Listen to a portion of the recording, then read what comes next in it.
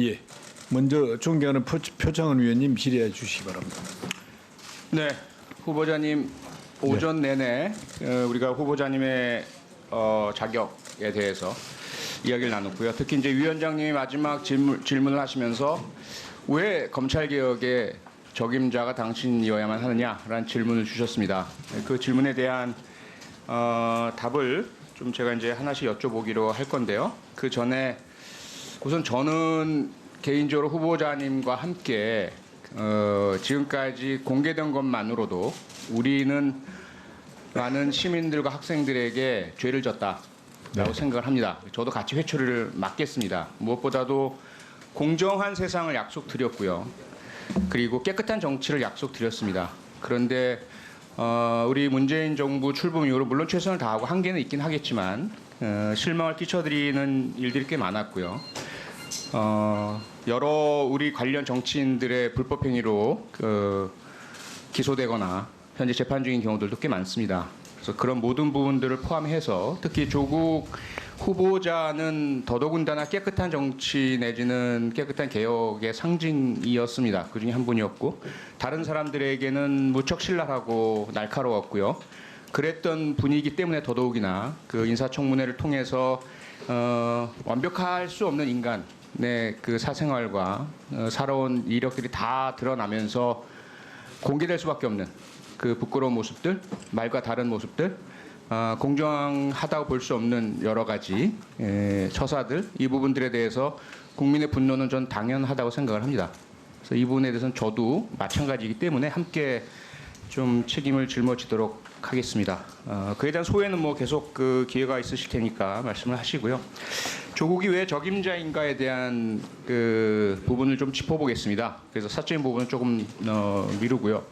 앞서 제가 살짝 언급드렸지만 현재 조국 법무부 장관 후보자의 관련된 가족들 수사를 총책임지는 검사가 있습니다. 그분이 2014년에 제가 살고 있는 곳과 가까운 수원 광교에서 발생한 참 참혹한 타워 크레인 사건에 대한 수사를 책임지셨었습니다. 기사가 사망을 했고요. 과연 사망하신 분의 과실이냐 아니면 타워 크레인의 장비의 문제냐 그리고 이 문제가 있는 장비를 알고 있으면서도 방치한 업체의 책임이냐 상당히 중요한 수사였는데요. 이 부분에 있어서 국립과학수사연구원은 장비의 문제라는 것을 입증하고 밝혀냈습니다. 하지만 이런 국가수의 결과를 무시하고 금품 로비의 대상이었던 다른 그 연구소의 결과만을 채택한 채 서둘러 무혐의 결정을 내려버립니다. 불기소 결정을. 2014년에 법무장관이 만약에 검찰 출신이 아니고 검찰과 가깝지 않고 매 눈으로 이 억울함을 살펴볼 수 있는 분이었다면 이렇게 되지 않았으리라 생각을 합니다. 그래서 물론 아직 가정이긴 하고 예비이긴 하지만 어쨌든 검찰과 한 솥밥을 먹은 분이 아니어야만 어쨌든 이런 문제로부터 자유롭다. 그래서 첫째 적임자다라는 말씀을 드리고 싶고요. 두 번째 다음 그 전 법무장관이 계실 때마다 특히 검찰과 함께 검찰의 고위직 출신으로서 검찰에 대한 영향력이 지대하고 이런 검찰 출신의 법무장관이 계실 때마다 언제나 권력형 비리 문제 또는 은폐 문제 이런 것들이 불거져 왔습니다. 그래서 물론 검찰 출신이 아니라는 이유만으로 모든 것들이 깨끗해질 수는 없겠지만 적어도 이러한 근본적인 신분적인 한계로부터는 벗어나야 되지 않느냐. 그게 두 번째 이유입니다. 네, 다음 세 번째로 그동안 조국 교수는 서울대 법학전문대학원 교수는 2000년부터 공개적으로 공수처 설치를 주장해 왔습니다. 논문을 통해서도 여러 차례 밝혔고요. 그리고 정치검찰에 대한 비판, 검찰개혁 주장을 해왔습니다. 물론 앞서 후보자가 말한 것처럼 후보자만이 적임자는 아니고 더 훌륭한 예를 들어 안경환 교수 같은 분은 더 훌륭하다고도 볼 수 있겠죠. 연륜도 많으시고 학식도 풍부하시고 그런데 결국 그분도 전방위적인 가족 털기와 공격, 허위 사실로 인한 아들의 성폭력 의혹 결국은 사퇴하시고 법정 소송을 했고요. 승소를 하셔서 지금 현재 이 안에 계시는 야당 국회의원들이 서울중앙지법으로부터 3,500만 원의 배상 결정을 받게 되었습니다. 그러한 과정을 거쳐서 떨려나셨습니다. 조국 후보가 말하는 것처럼 조국 후보보다 더 낫고 더 훌륭하고 더 적임자인 분들이 물론 계시겠지만 그분들이 첫째로 응하지 않으신다는 거죠. 그러한 신상털기 가족 괴롭힘 당하고 싶지 않다는 것. 그리고 용기 내서 오신다 하더라도 아마도 버텨내기 힘드실 것이다 라는 것. 그래서 나서 준 것만으로도 적임자일 수밖에 없고 이 분야에서는 전문가다라는 거죠.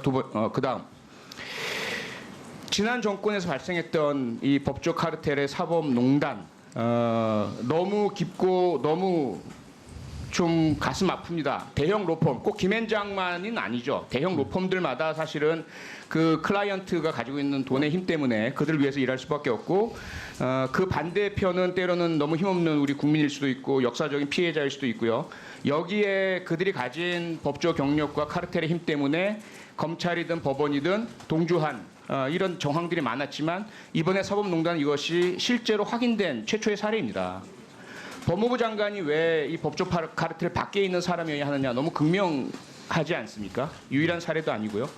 그래서 더더욱이나 조국 후보자는 이 엄청난 12만 건의 신상털기 이 기사 보도 의혹을 뚫어내야 합니다.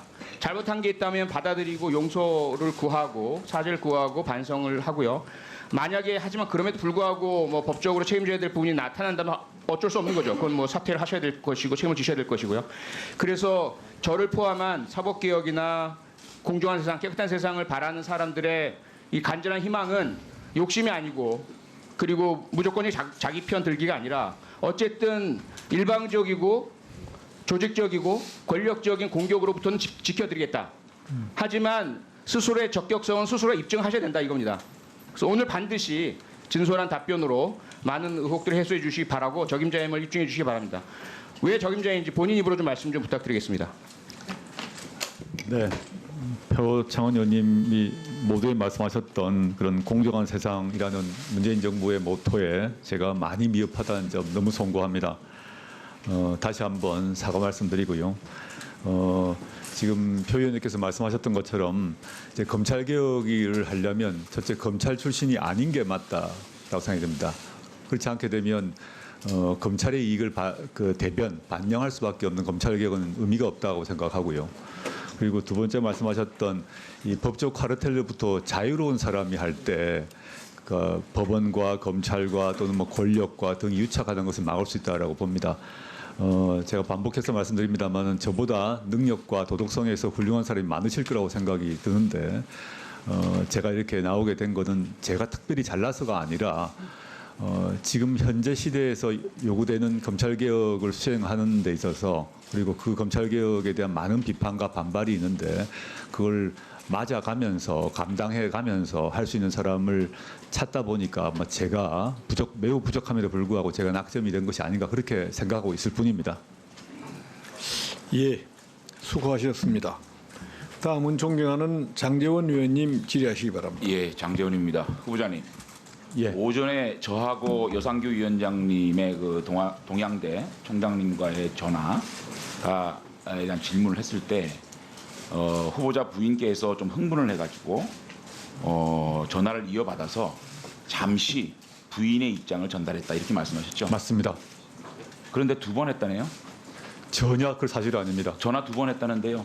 전혀 사실 전화를 아닙니다. 끊고 네. 5분 후에 후보자 부인의 전화기로 후보자가 전화를 해서 오전 중에 내가 부탁한 거 좀 해달라. 전혀 사실이 아닙니다. 그러면 부인이 전화 두 번 했습니까? 아까 나왔습니다만 제 처가 총장님께 전화 또는 문자를 한 건 사실인 것 같습니다. 아니 그러니까 저는 전화를 5분 후에 부인이 또 했습니까? 절대 전화하지 않았습니다. 아니 조국 후보자가 그러면 어쨌든 뭐 부인의 전화기로 전화를 했다 그러니까 제 부인의 전화건 부인과 총장이 한 번밖에 통화를 안 했습니까? 그건 제가 모르겠습니다만 모르다뇨. 본인이 자신 있게 얘기하지 않았습니까? 저는 최 총장님과 한 번 그 짧은 통화를 한 번 했을 부인은 뿐입니다. 또 했습니까? 근데 확인해 보겠습니다. 문자 보낸 건 아까 오늘 확인했습니다. 후보자 적어도 부인이 오늘 증인으로 출석을 못하게 되면 이 여러 가지 의혹에 대해서 부인과 자세하게 얘기를 하고 나와야 되는 거 아닙니까? 무책임하게 물어보겠습니다. 제 다음 질문하게 물어보세요 한번. 아시겠어요?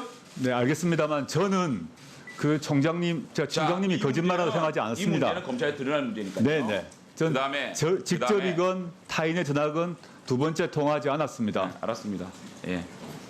그다음에 공주대 교수 문제입니다. 공주대 교수 문제는 오전에 저한테 답변하시기에 딸이 먼저 이메일을 보내서 그러면 와라. 그래서 부인이 간 거다. 이렇게 말씀하신 거 맞습니까? 네. 근데 이 공주대 교수님은 후보자의 부인이 먼저 전화가 왔다라고 증언을 했어요. 그건 확인을 제가 할 수가 없기 때문에. 아니 그러니까 왜 이렇게 부인과 이 교수님은 지금 사실상 27일 날 압수수색을 당했어요. 압수수색을 당하니까 사실이 나오는 겁니다. 부인이 먼저 연락이 와서 만났다. 만나보니 오래전 친구더라. 이렇게 증언하고 있거든요. 누가 맞는 거예요? 저는 그 교수님과 직접 대면한 적이 없기 그러면 때문에 알 수 부인한테 물어보지 없습니다만은 않았습니까? 부인한테 이 교수가 어젯밤에 이렇게 얘기하는데 어떻게 된 거야? 물어보지 않고 나왔어요?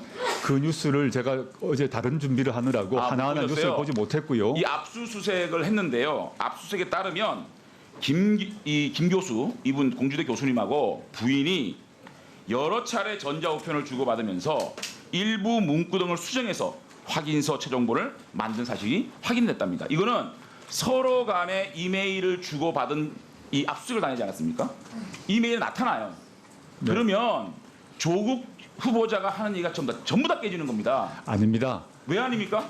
저는 물론 그 교수님의 이메일을 열어볼 수도 아니면 없습니다. 부인이 계속 조 후보자한테 거짓말하고 있든지. 제가 물론 다 확인을 할 수가 직접 없습니다만은 아니, 후보자님 적어도 이 자리가 무슨 계속 아닙니다 부인한테 물어보겠습니다 할 수 있는 자리가 아니지 않습니까? 부인한테 자세하게 물어보고 와야 됩니다. 자, 다음 제 질의까지 이 공주대 문제하고 그다음에 전화 문제는 확인해 주십시오. 네, 확인하겠습니다. 그다음에 자, 케냐는 갔다 그러니까 띄워보세요. 이 케냐 인턴십 문제, 그 전 인턴십 시기 문제, 인턴십 시기에 이 키스트 인턴 기간하고 케냐 의료봉사 기간하고 겹쳐요. 8일이 겹칩니다. 딸이 뭐라 그러던가요?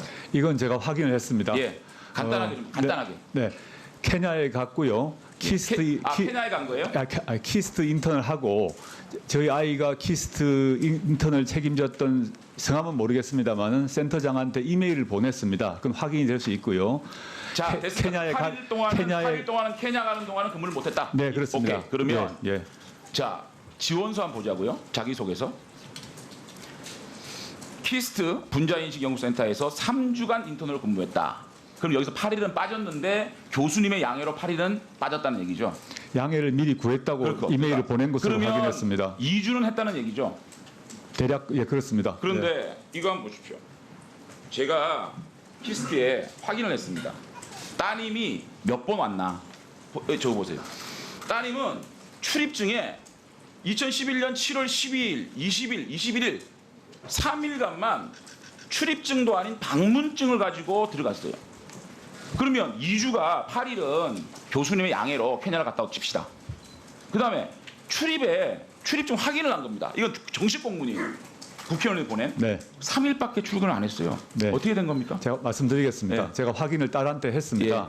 여기서 보면 저희 아이가 맨 처음에 그 담당 선생님을 만난 것은 7월 11일이라고 아니, 그러니까 합니다. 간단하게 말씀. 제 말씀은 아이가 출입을 할 때 태그를 한 경우도 있고 여러 명하고 같이 갈 때는 태그를 찍지 않고 들어간 경우가 많았다고 그러면 합니다. 최소한 방문증을 왜 합니까? 예를 들어 7월 11일 같은 경우는 담당 센터 그 박사님을 7월 11일 날 처음 만납니다. 아니 그거는 만나는데도 저기는 찍혀 있지 않는 것입니다. 그래서 아니, 저 기록이 보십시오. 네 아무리 그렇지만 이게 그러면 출입증을 발급을 받았다 그러면 제가 이해를 할게요. 키스트에 확인 출입증을 발급을 안 받고 방문증을 가지고 3번을 출입을 했어요. 의원님 이것도 거짓말 하시겠어요? 실제 만난 날이 7월 11일 날 만난 것은 이메일로도 자, 확인을 그다음- 했습니다. 알았어요. 그런데 여기에 키스트. 출입 기록은 없습니다. 이거는 너무너무 명확한 증명이에요. 3일이 됐습니다. 자, 넘겨보세요. 이거 자 보십시오. 이 키스트 분자인식 연구센터 소장은 정모 박사는 이광열 박사 기술정책연구소장으로부터 정경심 교수의 부탁으로 정경심 교수의 딸이 인턴으로 오는데 나는 기술정책연구소니까 맞지 않으니까 당신 좀 맡아주십시오 했는데 이 정 박사 얘기는 한 2, 3일 다니다가 없어져서 내가 이 조국 후보자의 딸에 대해서 너무 잘한다. 그리고 분자인식 연구센터 소의 이름으로 근무 증명서를 떼준 적이 없다. 그것은 이광열 박사가 개인적으로 떼준 거다. 이렇게 얘기해요. 그러면 증거적으로 3일을 나와서 정경심 교수의 부탁으로 여기에 왔어요. 근데 조국 후보자는 뭐라 그런 줄 알아요? 조국 후보자의 기자회견. 자, 자신과 배우자에 따른 인터넷 관여 여부 없고 증명서 발급 아내와 관련할 수 없고 인터넷 참여했고 증명서를 떼지 못한다. 이렇게 말씀합니다. 저 답변 아니, 이게 완벽하게 증거적으로 키스트 인선은요. 이거는 허위예요. 제가 답변 드리겠습니다. 저 기자간담회 때 제가 말을 같은데요. 제가 말씀드린 거는 저희 아이가 거기 가서 근무를 했고 그다음에 아까 다른 장 교수님이란 분이 의 발급한 증명서가 아니라 이 박사님이 실제 서명한 그 체험활동 확인서 같은 것을 받은 것이 사실이다라는 말씀드렸고요. 그 과정에서 제가 일체 연락한 적이 없다는 것입니다. 그리고 예. 저기 자기소개에서 그 따님의 자기소개서는 거짓이네요. 분자인식연구센터 학부생 연구 프로그램으로 3주간 인턴 근무했다라고 쓰고 있어요. 이건 거짓입니까? 그 소개를 받아서 이 센터에 며칠을 간 것입니다. 속에서는 거짓 아니면 풀리기죠. 지금 기간 문제는 한번 확인해 보겠습니다만은 해보시고 다음 질의 시간에 답변해 주세요. 그 여기까지 답변해 주셔야 돼요. 출입 기록 자체가 원래 아이가 갔던 거하고는 차이가 난다는 것입니다. 예. 수고하셨습니다. 다음은 존경하는 금태섭 의원님 질의하시기 바랍니다. 네, 더불어민주당 금태섭 의원입니다. 오전에 이어서 계속 따님의 입시 문제가 나오고 있는데요. 법무부 장관 인사청문회에서 중요하지 않은 문제가 어디 있겠냐마는 시간이 한정돼서 저는 주로 정책에 대해서 질의를 하겠습니다. 인사청문회를 불과 며칠 앞두고 검찰에서 그 공직 후보자 주변 인사에 대해서 압수수색에 나선 것은 전례가 없고 대단히 이례적인 일입니다. 그 이유가 무엇이라고 생각하십니까? 제가 그 검찰의 생각을 지금 추단할 수는 없을 것 같습니다. 증거를 빨리 법률적으로 보면 증거를 빨리 확보해야겠다는 판단이라고 그냥 추측할 뿐입니다. 일각에서는 애초에 압수수색 소식이 알려졌을 때 서둘러 무혐의 처분을 해서 후보자를 도우려는 의도였다는 말도 있었고 반면에 후보자가 검찰 개혁을 추진하니까 개혁에 저항하기 위해서 검찰이 조직적으로 반발한 것이다. 이런 얘기도 나왔습니다. 후보도 검찰의 조직적 반발이라고 생각하십니까? 저는 그 점에 대해서 지금 언급한 자체가 조금 부적절하다고 생각을 하고 있습니다. 양해해 주십시오. 저는 두 가지 해석이 모두 틀렸다고 생각을 합니다. 저는 이런 일이 일어나는 것은 권력기관의 속성이라고 생각을 합니다. 권력기관은 제대로 제어하지 않으면 스스로 할 수 있는 것을 넘어서 계속 권한을 행사하려고 듭니다. 제가 후보자가 추진하는 검찰개혁의 구체적인 방안, 즉 현재 대한민국 검찰과 마찬가지로 수사권과 기소권을 모두 가지고 검찰보다도 우선적 수사권을 가지는 공수처를 설치한다거나 혹은 검찰 특수부의 힘을 그대로 둔 채 형사부의 수사 지휘권만을 축소하려는 현재 수사권 조정안의 비판적인 입장인 것이 그 때문입니다. 오전에 제가 후보자에 대해서 여러 가지 지적을 했더니 어떤 분들이 제가 검찰 출신이라서 검찰의 권한을 지키기 위해서 후보자의 임명에 반대하는 것이 아니냐는 의문도 제기를 하셨습니다.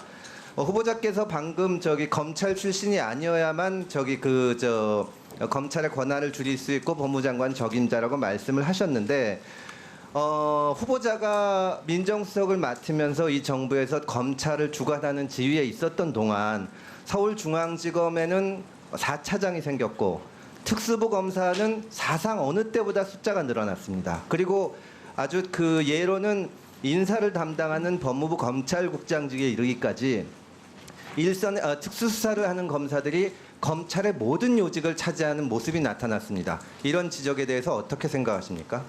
아까 말씀하셨습니다만은 검찰 내에도 여러 그 구성 부분이 좀 균등하게 배치돼야 된다고 생각하고 합니다. 예, 이번에 그 인사청문회를 앞두고 이런 그 갑작스러운 강제 수사가 이루어진 것도 특수부 검사들만을 모든 부서에 배치를 하고 균형이 이루어지지 않아서 그런 것이 아닌가 생각을 합니다. 후보자께서 오전에 특수부 축소에 동의한다고 했습니다. 후보자는 전에 행정부에서 할 수 있는 검찰 개혁은 완수했고 이제는 국회의 시간이다 이런 말씀을 하신 적이 있죠. 예, 그렇습니다. 저는 참으로 동의하기 어렵습니다. 전 세계의 대한민국 검찰 특수부처럼 수사권과 기소권을 가진 기관은 일본이 유일합니다. 일본도 동경지검, 오사카지검, 나고야지검 등 3곳에만 특수부가 있습니다. 우리는 중앙지검 하나만 봐도 그 몇 배에 이르는 특수수사부서가 있습니다. 최근 공수처 논의와 관련해서 영국에 있는 중대 사기 사건 수사처 SFO라고 하는 기관의 수사권과 기소권이 모두 가지고 있다는 주장이 있어서 제가 이번 청문회를 앞두고 직접 영국에 가봤습니다. 영국 SFO에서도 수사권과 기소권은 한 사람이 행사하지 못하도록 철저히 분리되어 있습니다. 특수부를 축소하는 것은 입법도 필요 없습니다. 제가 행정부에서 할 수 있는 개혁 방안을 모두 마쳤다는 후보자의 말씀에 동의하기 어려운 것은 어렵게 입법을 기다릴 것이 아니라 대통령령만 개정하면 예를 들어서 전국에 서울중앙지검 하나, 부산지검 하나, 광주지검 하나 정도의 특수부만 남기고 검찰의 지금과 같이 막강한 권한을 행사하는 수사권 기소권을 독점하는 특수수사부서를 대폭 축소할 수가 있습니다. 만약에 장관이 되신다면 이런 조치를 취할 용의가 있으십니까? 저는 지난 그 기간 동안 법무부 장관님께서 그 이전보다 형사부 강화를 인사에 있어서 형사부 우대를 아주 해오셨다고 저는 알고 있습니다. 그와 별도로 금 의원님께서 말씀하신 것처럼 이 특수부가 너무 비대하다는 점도 저는 인정하고 있고요. 근데 지난 기간 동안 유지되었던 이유는 제가 아는 바로는 국정농단 수사라거나 또는 사법농단 수사 등을 유지하고 공소 유지하고 이런 문제가 고려됐다고 저는 알고 있습니다. 그렇지만 향후에 보면 지금 말씀하신 것처럼 특수부가 지금 너무 크다. 그래서 특수부 인력이나 조직을 축소해야 된다는 점 동의하고 있습니다. 저는 국정농단 수사나 적폐청산 수사의 진정성에 대해서 의심하지 않습니다. 필요한 점이 있다고 생각을 합니다. 그러나 어떠한 조치든지 하면 긍정적인 영향이 있는 것만큼 부정적인 영향도 있습니다. 우리 정부에서 꼭 필요하다고 생각해서 특수부를 이용해서 어떤 일을 하다 보면 만약에 정부가 바뀌면 또 그 정부에서 필요하다고 생각하는 것이 있을 것이고 그런 식으로 가다 보면 영원히 특수부는 안 없어지고 우리 검찰을 개혁하는 것은 불가능할 거라고 생각을 합니다. 또 하나를 더 묻겠습니다. 후보자께서도 동의하셨듯이 저는 검찰 개혁의 요체는 지금과 같이 권력을 행사하는 검찰 특수부를 축소하는 일이라고 생각을 합니다.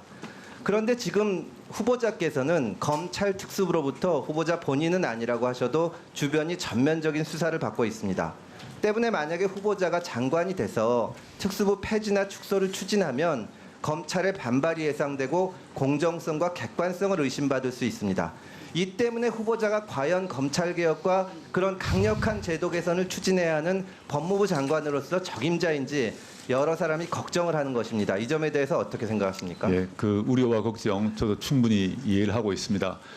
첫째는 만약에 제가 법무부 장관으로 된다면 저 가족 관련 수사에 대해서는 일체 첫째 보고를 받지 않고 당연히 일체 지시도 없을 것입니다. 그 수사 결과에 따라 제 가족들은 당연히 그 결과를 받아들여야 할 것이라고 봅니다. 두 번째, 제가 시간이 없어서 죄송합니다. 예.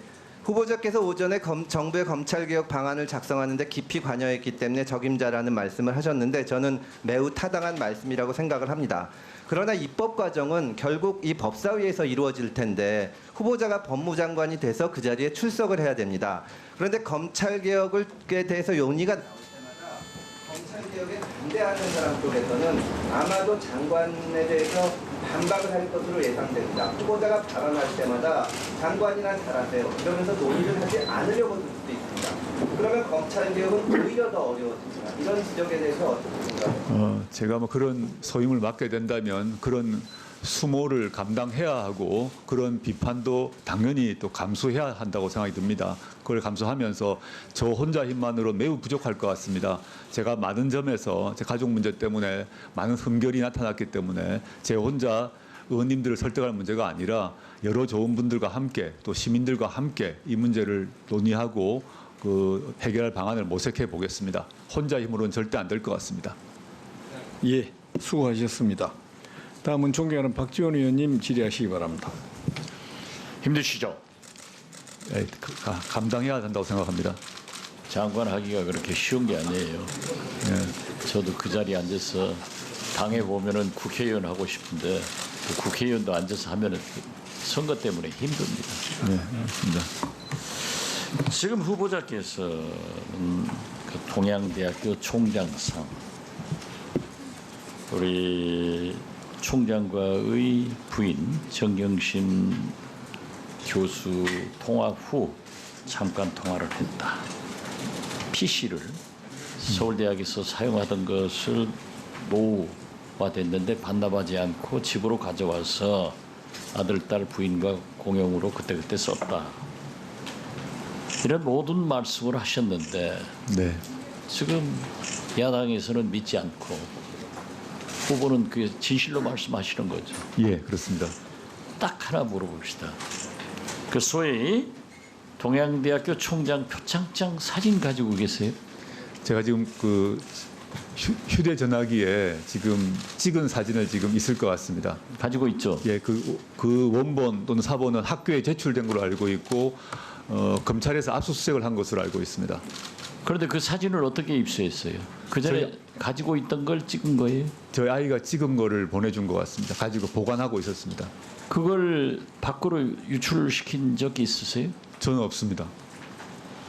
이건 지금 그 동양대학교 총장 말씀에 의하면은 네. 자기가 검찰에 가서 조사를 받으면서 보니까 나와 있더라. 그건 제가 아마 압수수색을 해서 확보한 게 아닌가 추측해 봅니다. 그렇죠? 네, 저한테도 이렇게 와 있어요. 네, 저는 모르겠습니다. 네, 한번 보세요. 네,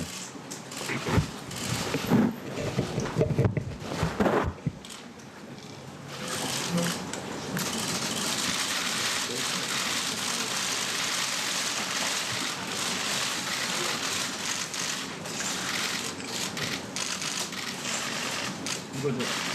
네, 모양하고 압축됐습니다만 같은 걸 쓰고 있는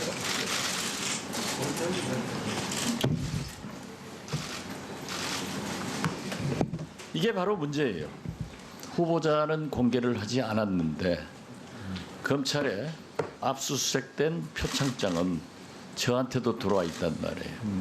네, 이것을 공개하면은 후보자 따님의 모든 인적 사항이 다 공개되는 거예요. 예, 그런데 이 표창장은요, 총장께서 교육학 박사라는 이름으로 나간 표창장은 총장이 결제하고 대장에 기재해서 발급했다.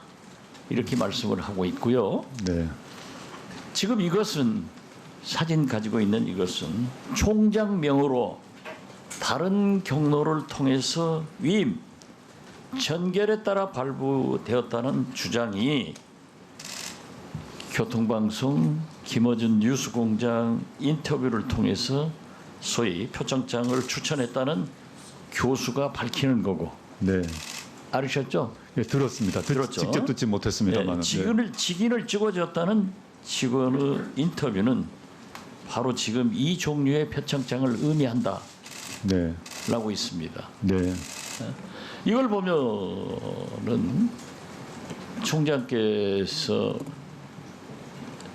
하는 그 표창장도 옳은 거고 네. 지금 이 가지고 있는 것도 사실 아니에요.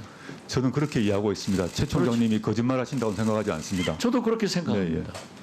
저도요. 국민 민심이 얼마나 무섭냐니까는 바로 제가 의심했다는 총장의 부인께서 통화를 해서 증거인멸을 기도했다.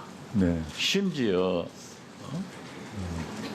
PC를 어떤 남자 투자회사 직원과 함께 몰래 빼돌렸다. 이렇게 보도가 됐는데 네, 정경심 교수는 바로 그 보도가 나오니까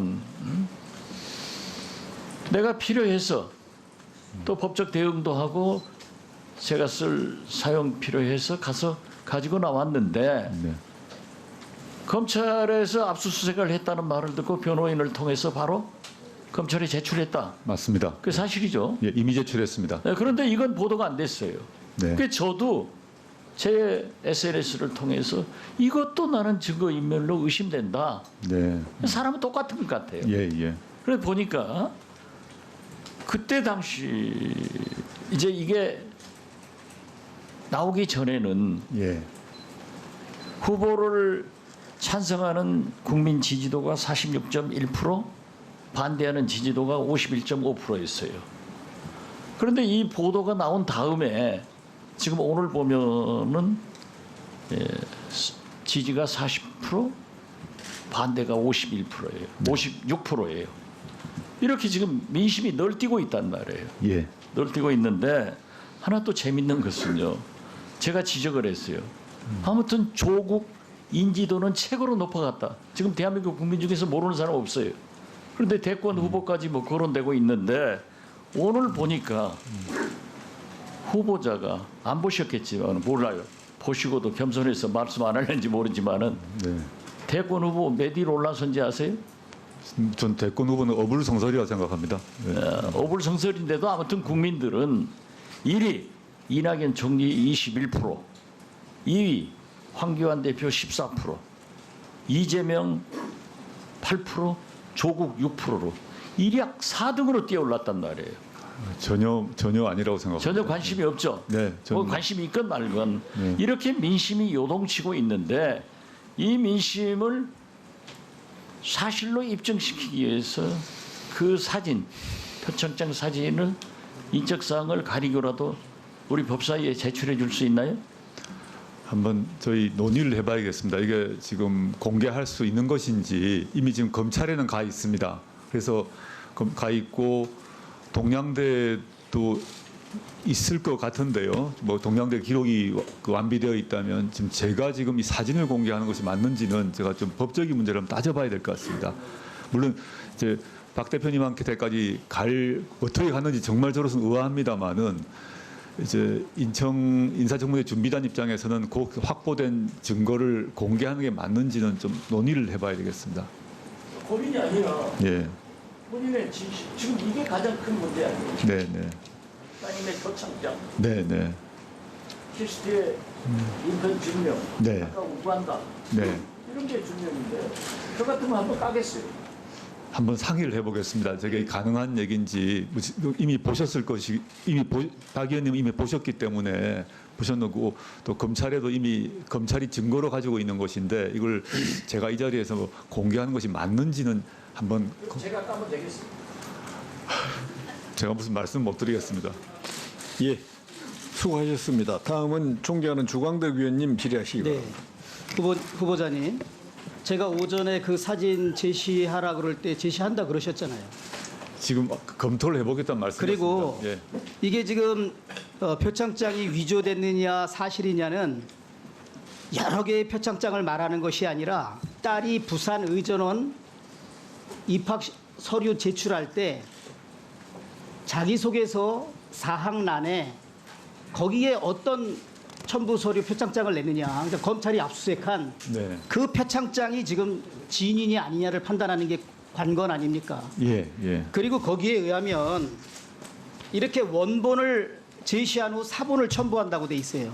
그러니까 표창장 원본을 입학 서류 할 때 제시를 해야 되고 그거를 복사한 사본만을 입학 서류로 첨부하니까 후보자 가족이 원본을 지금 소유하고 있는 겁니다. 그러니까 이 원본을 보여주면 아 이렇게 생긴 거구나. 그리고 그럼 두 번째로는 총장이 위임 정결을 했느냐 안 했느냐. 그건 이제 검찰 수사에서 밝혀야겠죠. 그러면은 이 논란은 시간을 많이 필요로 하지 않습니다. 오전에 저 질의에 답변한 것처럼 그 사진을 제시하세요. 참 이걸 예, 딸의 인적 사항은 가리고 주시면 되잖아요. 네, 한번 제가 논의를 지금 해보- 국민들이 지켜보고 가장 그게 진실을 가리는데 후보자의 진술의 신빙성을 판단하는데 제일 중요한 자료인데 무엇이 두려워서 그것을 제시하지 못합니까? 그리고 이 부분에 관해서는 검찰 수사가 신속히 이루어지기를 본인이 희망하고 있지요. 예, 그렇습니다. 예. PPT 한번 띄워봐 주세요. 그 오전에 질문했던 서울대학교에서 후보자의 딸이 인턴을 했다. 공익인권법센터에서 인턴을 했다. 그 후보자가 답변한 인턴은 공식적인 인턴이 아니라는 겁니다. 서울대 법대 교수 또 공익인권법센터에서 활동하는 어느 교수도 서울대 법대나 공익인권법센터에 고등학생 인턴이 있다는 소리를 들어본 적도 없고 본 적도 없고 그러한 제도는 전혀 없다는 것입니다. 오전에 제시한 것처럼 공익인권법센터에서 6년간 2007년부터 2012년 6년간 공익인권법센터에서 인턴십 증명서를 발급한 대장에도 전혀 후보자의 딸은 없습니다. 고등학생은 아예 없습니다. 그래서 후보자의 딸에게 인턴십 증명서가 발급됐다면 그것은 불법에 의한 발급이라고 저는 생각을 하고, 지금 이 인사청문회를 서울대 법대 교수 그리고 서울대 법대 학생들이 다 지켜보고 있습니다. 그분들한테 한마디 해보시죠. 제 서울법대 교수 및 학생 여러분께 정말 송구합니다. 뭐 이유 불문하고 이런 제가 또 제 가족길 때문에 저희 모교에 그 누를 끼친 점 너무 송구스럽게 생각하고 있습니다. 그 부분을 후보자는 전혀 몰랐다 그러잖아요. 그럼 후보자의 딸이 서울법대의 인턴, 서울공익인권법센터의 인턴, 어디 서울법대 개설도 되지 않았는데 후보자하고 연락하지 않고 인턴 증명서를 발급받지 않았다면 서울법대 누구를 찾아갔겠습니까, 따님이? 그 일단, 점을 예. 나중에 발언 끝날 때 답변해 주시기 두 바랍니다. 개를 한 게 아니라 그 중에 하나입니다. 자, 서울법대 공익인권법센터입니다. 두 기관의 인턴을 한 것이 아닙니다. 예. 예, 어쨌든 그 네. 부분에 관해서는 전혀 없다는 거예요. 다음 PPT 띄워봐 주십시오. 후보자 지금 장학금 한 2,002만 원 받았는데 따님이, 후보자가 지난번 기자간담회에서 신청하지도 않았다. 그리고 누구에게 부탁하지도 않았다.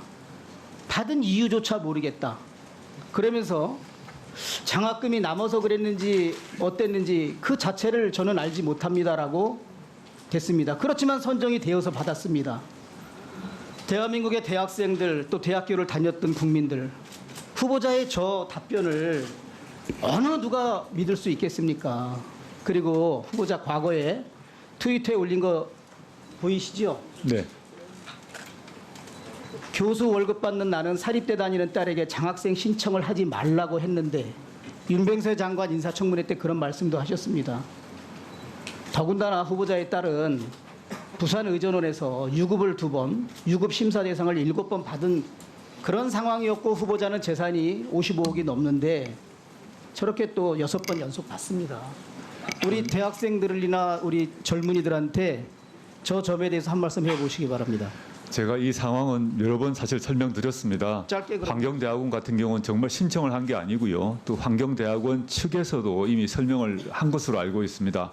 신청 없이 서울대 동창회 측에서 선정 통보를 받아서 받은 이제 것입니다. 기존 답변하고 같다는 말씀이죠? 네. 기존에 설명하고 같다는 네, 말씀이죠? 그러합니다. 그리고 저 다음 부산대 PPT. 의전원 경우도 마찬가지입니다. 저희가 신청을 한 게 아니라 예, 알겠습니다. 네. 기존에 답변하고 같다. 지금 문제의 표창장이 위조 여부와 관련해서 이걸 한번 보십시오. 지금 박지원 의원은 가지고 있지만 저는 가지고 있지 않습니다. 근데 모두가 부산의전원의 후보자 딸이 입학 서류로 제출했던 표창장은 2012년 9월 7일자로 발급한 표창장이라고 합니다. 후보자도 인정하시죠? 네. 2017년 9월 7일 날 이게 대학생 저널인가요? 여기에 나오는 겁니다. 당시에 동양대 어학교육원 정경심 원장이라고 여기 이렇게 딱 돼 있습니다. 이 기사가. 그리고 이 9월 7일 날 이게 기사가 나가고 9월 달부터 이게 꽤 15주 기간으로 15주 기간에 90시간 단계별 영어 수업 이런 걸 합니다. 그러면 딸이 표창장을 받았다는 2012년 9월 7일 후보자의 배우자는 동양대학교 어학교육원의 원장이었던 것은 분명합니다. 네. 인정하죠? 근데 이 프로그램이 전혀 이거는 대학생용입니다. 알겠습니다. 제가 무슨 말인지 전혀 다른 프로그램입니다. 아니 제가 듣는 말씀. 네. 그리고 아까 우리 박지원 의원께서 보여줬던 지금 확인한 딸의 표창장에 좌측 상단의 일련 번호가 어학교육원 제 몇 호라고 돼 있는 건 맞지요? 네, 맞습니다. 네. 그러면 지금 제가 말씀드린 것처럼 이 표창장은 누가 봐도 동양대학교 총장한테 위임 전결 여부는 차치하고 어학교육원에서 이러이러한 활동을 했다는 것이기 때문에 후보자 아내가 원장으로 있는 이곳에서 셀프 표창을 한 것은 분명합니다. 다만 총장의 운전자의 여부는 검찰이 발표할 것입니다. 네, 위임 여부는 남아 있다고 봅니다만은 그건 제가 말할 수. 네. 위임 여부는 검찰이 최대한 신속하게 이 논란을 없애기 위해서 밝혀주기를 후보자는 바라고 있죠. 예, 그렇게 하실 검찰에서 할 것이라고 생각합니다. 할 거로 생각합니다. 네네. 후보자도 그걸 원하고 있죠. 예, 그렇습니다. 예, 수고하셨습니다. 예, 자료 제출 요구는 예, 하시죠. 예, 존경하는 김도우 의원님. 저 위원장님을 통해서 해야지만 그 후보자님께 양해해 주신다면 바로 요구를 하겠습니다. 네. 그 동양대 9월 4일 날 동양대 최 총장에게 부인 휴대폰으로 전화를 하고 그 통화 중에 후보자가 받았다고 했죠. 바꿨다고 네, 했죠. 네, 그렇습니다. 그 외에는 통화를 하지 않았다고 했죠. 예, 하지 않았습니다. 그런데 최 총장께서는 그날 2번을 했다고 하거든요. 혼동이 부인하고. 있으신 것 같습니다. 예, 그래서 후보자님 뭐 청문회 많이 기다리셨지 않습니까? 예. 지금 아마 후보자 부인께서도 이 청문회를 보고 계실 건데 금방 뗍니다. 후보자 부인 통화 내역 바로 떼서 제출해 주십시오.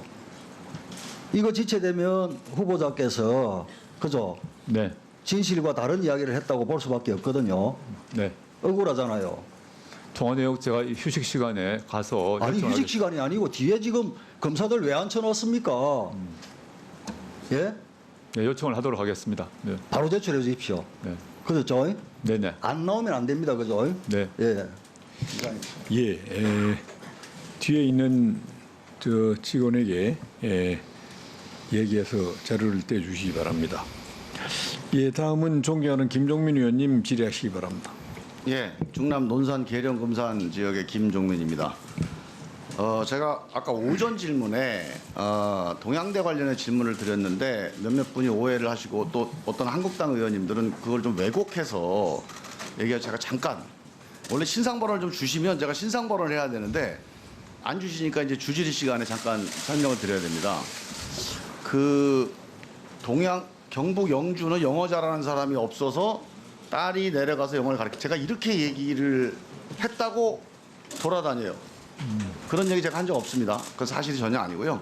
그 당시 동양대 학생들이 방학이라서 집에 가서 영어 봉사활동을 할 사람이 없어서 딸이 내려가서 했다.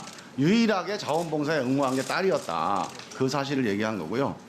그 다음에 이제 고려대 학생이 동양대 표창이 왜 필요하냐 이 얘기가 저는 대학원이나 유학을 갈 때 같은 대학에서 받은 무슨 표창이라는 게 의미가 있겠냐. 같은 급인데 이런 취지로 얘기했는데 이걸 뭐 지방대학을 폄훼했다 또 이렇게 오해를 하시거나 한국당 의원님은 이걸 가지고 또 뭘 회복을 막 하시고 그러는데 전혀 그건 사실이 왜곡이고 제가 지방에 삽니다. 저희 아이가 지방에 있는 시골 학교를 다녀요. 고등학교 3학년이에요.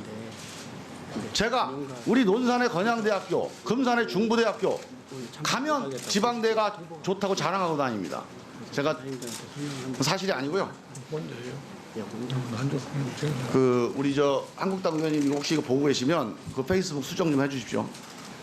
자, 제가 그 우리 후보자님께도 말씀드리고 한국당 의원님들 또 우리 중계방송 보신 국민들께 한 가지 꼭 말씀드리고 싶습니다. 이게 조국이 좋고 나쁘고 문제가 아닙니다. 뭐 총선에 조국을 지키면 유리하고 조국이 무너지면 불리하다. 다 가짜 뉴스입니다. 대한민국이 그런 나라가 아니에요. 조국이 임명이 되면 문재인 정부가 살고 조국이 무너지면 문재인 정부가 그런 허술한 정부가 아닙니다. 지금 이거는요. 저는 조국을 지키는 문제가 아니고 저는 민주주의를 지키는 문제다. 조국이 임명되고 임명되지 않고를 이제 국민들이 결정하는 과정이 인사청문회죠. 그런데 그 결정되는 국민들의 그 결정 과정, 이게 민주주의 과정인데 이게 얼마나 정확하고 얼마나 믿을만한가, 이게 지금 이 청문회 문제의 핵심이라고 좀 봅니다. 자, 민주주의가 뭐죠? 다수의 결정 아닙니까? 그런데 민주주의의 딜레마가 뭡니까? 다수가 결정하면 항상 옳습니까? 다수의 생각이 항상 옳아요? 장담할 수가 없죠. 네. 그래서 콜로세움에서 다수의 목소리 내면 그게 옳은 겁니까? 그거 아니잖아요. 예.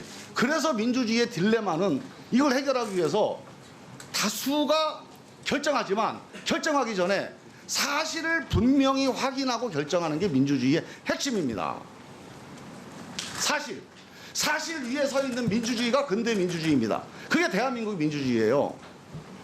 그래서 저는 사실을 분명히 하는 과정이 필요하다. 사실을 어떻게 분명히 하죠?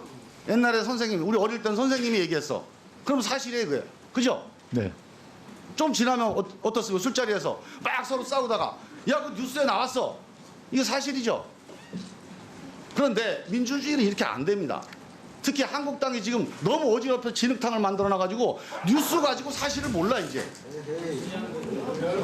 들어보세요 좀. 왜 그런지. 이게요, 사실을 분명히 하게 하기 위해서 양쪽 얘기 들어보자. 이게 민주주의의 대원칙입니다. 양쪽 얘기 들어보기 위해서 만드는 제도가 의회예요. 양쪽 얘기 들어보기 위해서 만든 제도가 재판입니다. 이게 민주주의입니다. 근데 지금 양쪽 얘기 안 들어보고 한쪽 얘기만 가지고 지금 3주를 온 가족을 대한민국이 빅브라더가 돼가지고 가족의 차량 이동까지 감시하고 이렇게 해서는 우리가 사실에 근거한 정확한 판단을 못합니다.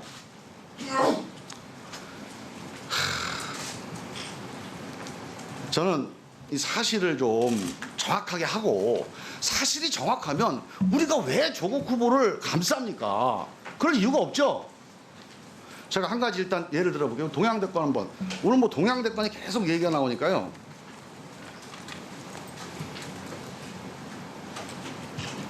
자, 우리 그 앞에 거지 보세요. 오전 질의. 영어영재센터 자원봉 센터장 정점식 의원도 이제 오해를 하셨을 겁니다. 이게 김모 교수가 인터뷰한 내용이에요. 사실이 아니에요. 딸은 인문학 영재 프로그램에서 봉사활동한 겁니다. 이게 다른 거예요. 그 다음에 두 번째요. 우리 주광덕 의원님이 딸 표창장 총장상과 총장이 준 적이 없다. 자, 형식이 다른데 제가 지금 조사한 거를 그 페이스북에 올려놨더니 온갖 군데서 동양대 총장상 지금 사진 찍어서 저한테 보내주고 있어요. 지금 글나라 동심대 12개 이 글나라 어린이 행사에만 12개 총장상이 나갔습니다. 넘겨보세요. 이제 동양대 총장님이 이렇게 말씀하셔서 문제가 된 거예요. 연도, 일, 연번 이게 양식이다 이렇게 얘기를 했어요. 그래서 딸 표창장 연번이 2012-2-01입니다. 그러니 01이 아니 두 번째가 2012 다음에 1이 아니고 2라고 그래서 총장님은 저걸 가짜라고 하는 거예요. 그리고 주광덕 의원님은 저걸 가짜라고 또 주장을 하신 겁니다. 그런데 저 보세요. 이게 2012-15, 2012-4, 818 이게 다 동양대 총장상이에요. 저한테 보내준 사진입니다. 연번이 다 달라요. 넘겨보세요. 교육학과 표기 빠진 거는 표창장이 가짜래요. 저것도 총장님이 저렇게 얘기하셨어요. 자, 저 보세요. 저 흘려서 안 보이는데 교육학 박사가 최성에 2줄 쓰게 돼 있죠. 밑에는 교육학 박사 최성에 1줄 쓰게 돼 있어요. 옆에 보세요. 동양대학교 총장 최성에 동양대학교 총장 최성에 저기 교육학 박사 있습니까? 저거 누가 위조해서 나한테 보내줬어요? 넘겨보세요. 동양대 관련자가 이런 증언을 합니다. 인문학 강좌 1년에 최소 10명 이상에게 상장 수료증이 나갔다. 15년 행정직원이 저렇게 얘기를 해요. 저거 한번 들어볼까요? 한번 지금 저 음성 됩니까? 한번 들어보세요.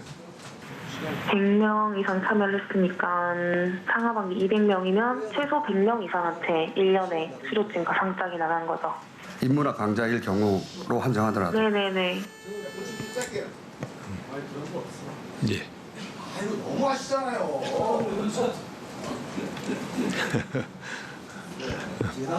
예. 그렇게 해왔습니다. 보충기일 때 하세요. 아니 국민들이 좀 보고 싶어 하는 거 아닌데 그게? 진심 두려워요 그렇게? 예.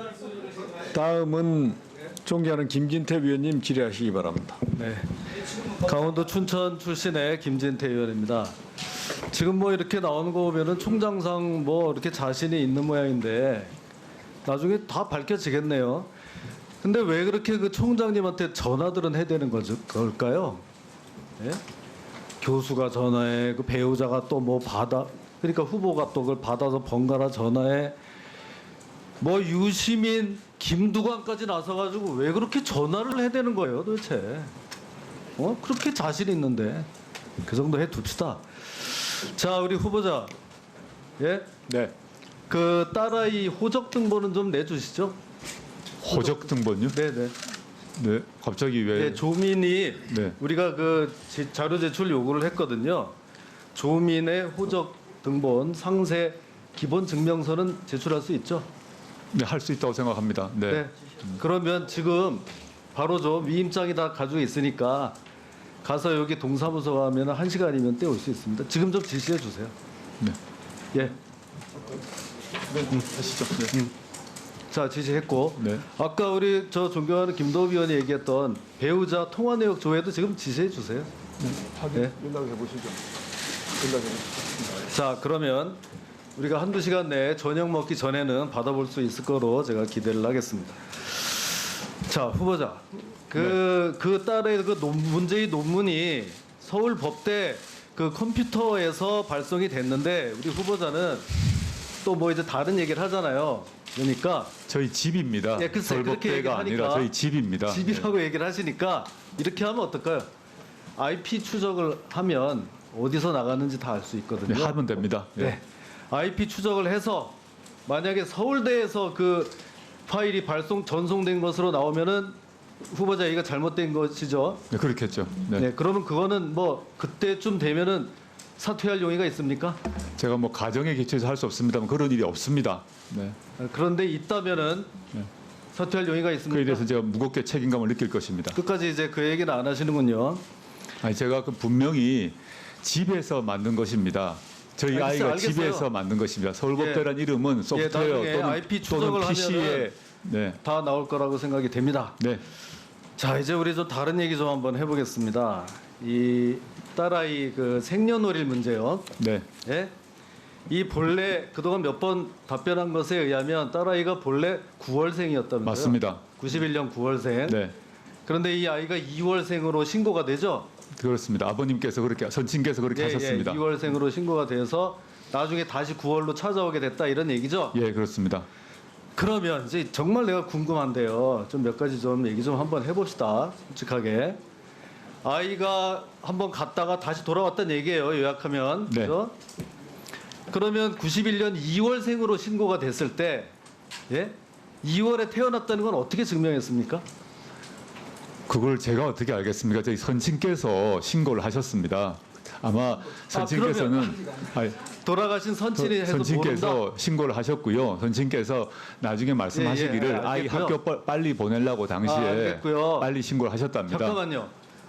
자, 2월로 신고하려고 그러면 병원에 출생증명서가 2월로 돼 있어야 돼요. 그건 당시에 알죠? 아니 그 출생증명서 9월에 태어났습니다. 태어났고 아니 신고를 근데 2월로 신고가 됐잖아요. 나중에 신고를 하셨을까 추측을 합니다. 그건 자, 제가 후보자님, 신고를 하지 않았기 제 때문에 얘기 좀 알지 못하는 들어보세요. 것입니다. 들어보세요. 아버지가 하셨던 누가 하셨던 2월로 신고가 됐어요. 그죠? 네, 저 호적부에 2월로 올라갔어요. 맞습니다. 그러면은 병원에서 이 아이는 2월에 태어났습니다 하는 증명서가 있어야 돼요. 맞죠? 출생증명서 없이도 법상 신고 가능한 걸로 알고 있습니다. 아닙니다. 이게 호적법. 호적법상 보면 제가 다 출생증명서가 없어도 예외적으로 후보자님. 가능합니다. 후보자. 그래요? 잠깐만. 예, 질의하는 스톱 좀 위원이 해주세요. 시간은 지배합니다. 예, 그 질의하는 위원의 질의에 따라 답변하세요. 말을 겹치지 않게. 자, 그래 출생증명서가 없어도 가능하다. 인후 보증으로 됩니다. 인후 보증.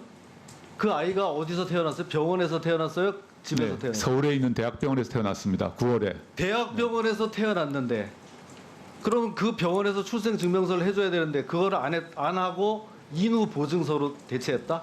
저희 선친께서 그렇게 하셨으리라고 생각이 듭니다. 제가 신고를 하지 않았습니다. 대학병원에서 태어난 아이를 그거는요 인후 보증서는 집에서 태어난 병원에서 뛸 수 없는 사람들을 위해서 하는 겁니다.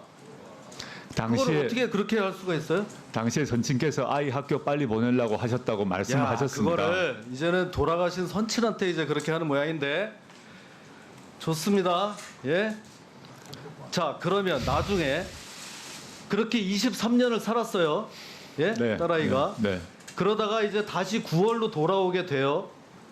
그건 왜 그랬죠, 그러면? 아이가 이제 자기 원래 생일을 갖겠다고 한 얘기가 오래되었습니다. 네.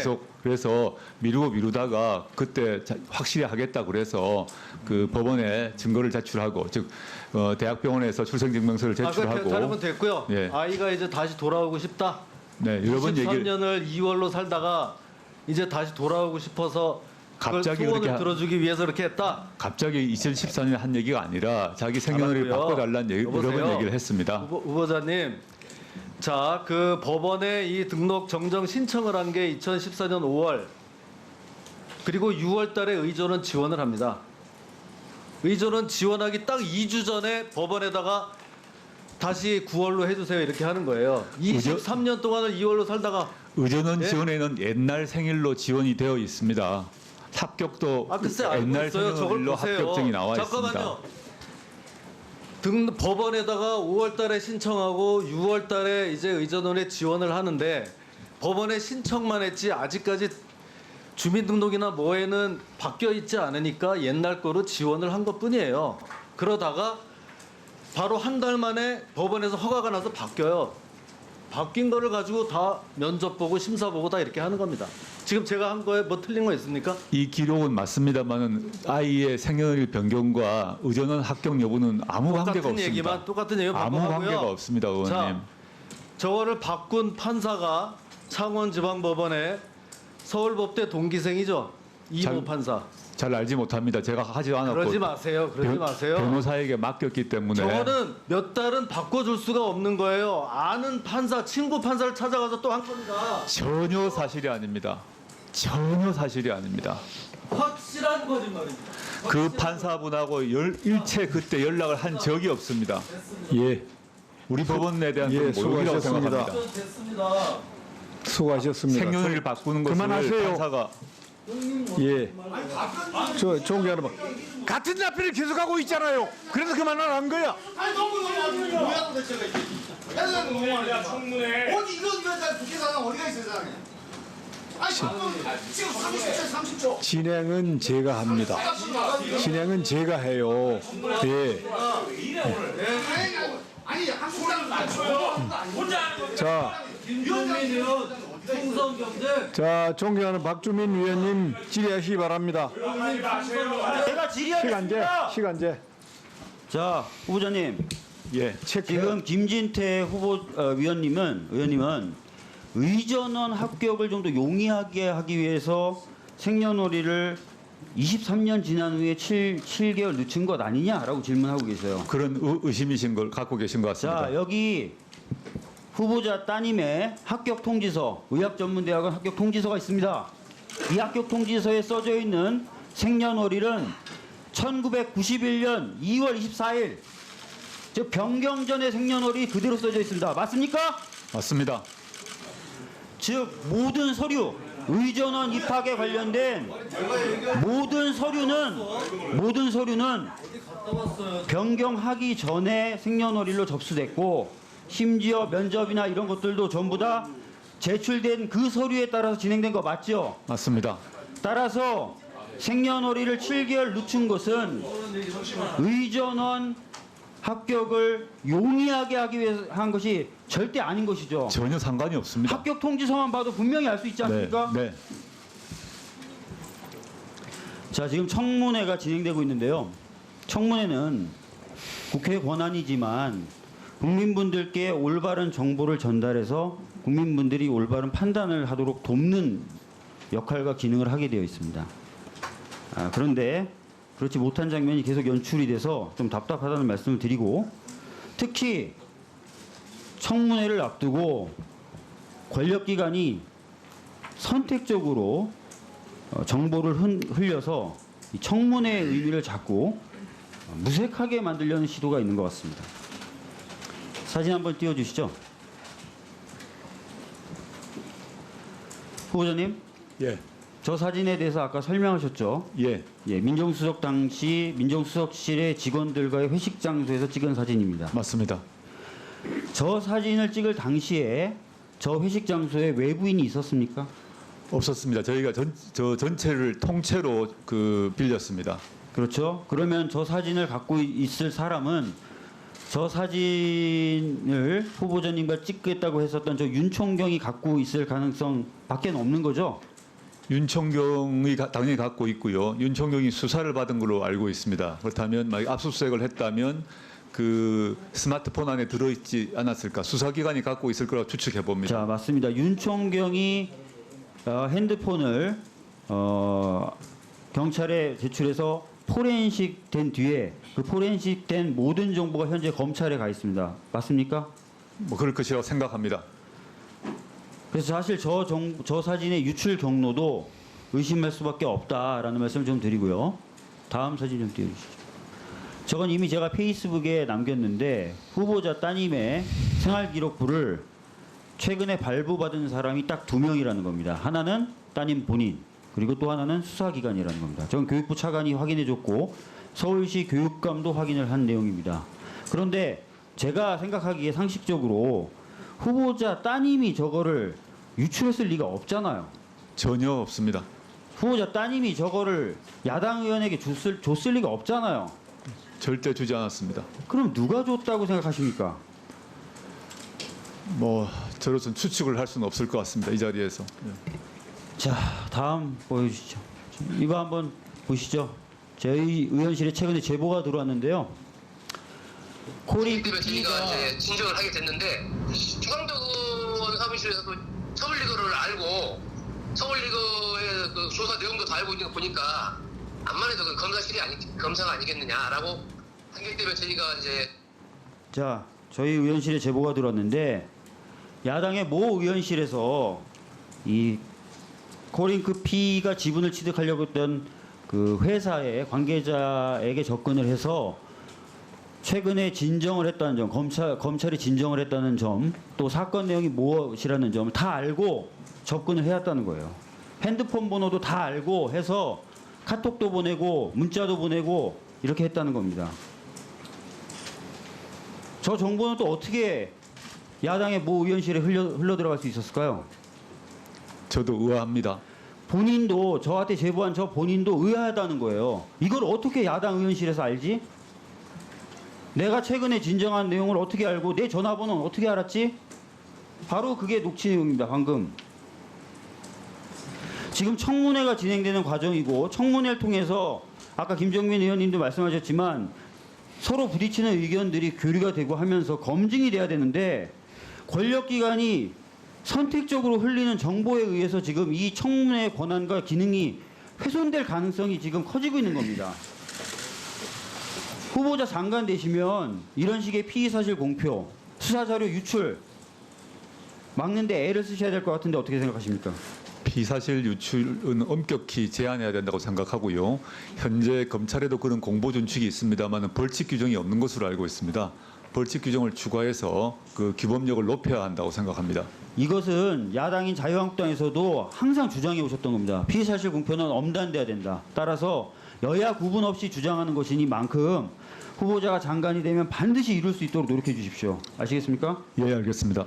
자, 다음 우리 관악회에 대해서 관악회 장학금에 대해서 의문을 제기하신 분이 있어서 잠깐 보여드리도록 하겠습니다. 신청 없이 장학금을 받았다라고 하니까 언론 보도도 저렇게 유령 장학금이냐 이런 식의 얘기가 나왔고 야당 의원님들도 의문 제기합니다. 넘겨주시죠. 그런데 제가 지금 띄워드린 게 뭐냐면 서울대 스누라이프라는 교내 커뮤니티인데 저기 수많은 댓글들이 달리고 있습니다. 무슨 내용이냐? 나도 신청 안 하고 장학금 받았는데 나도 별도 서류 제출 안 하고 장학금 받았는데 갑자기 장학금 받으러 연락 와서 나갔더니 장학금 주대? 이런 얘기가 나오고 있는 겁니다. 다시 말해서 지금 서울대에서 수여하고 있는 장학금 중에 저런 식으로 신청 없이 주는 장학금이 다수 있다라는 걸 알 수 있습니다. 어떻게 생각하십니까? 저도 그렇게 알고 있습니다. 예, 심지어는 관악회가 공식적으로 신청 필요 없다라고 확인까지 해줬습니다. 신청 없이 장학금 받을 수 있는 거고요. 실제로 저런 케이스가 많습니다. 그래서 더 이상 그런 논란 없었으면 좋겠고요. 2학기 연속 지급된 게 특혜냐라고 했는데 공보를 한번 보시죠. 공보를 좀 공창회부를 보면은 2학기 연속 장학금을 받은 사람들도 다수 등장하고 있습니다. 따라서 전혀 독특한 케이스, 특혜라고 보기가 어렵다라는 정도 말씀드리겠습니다.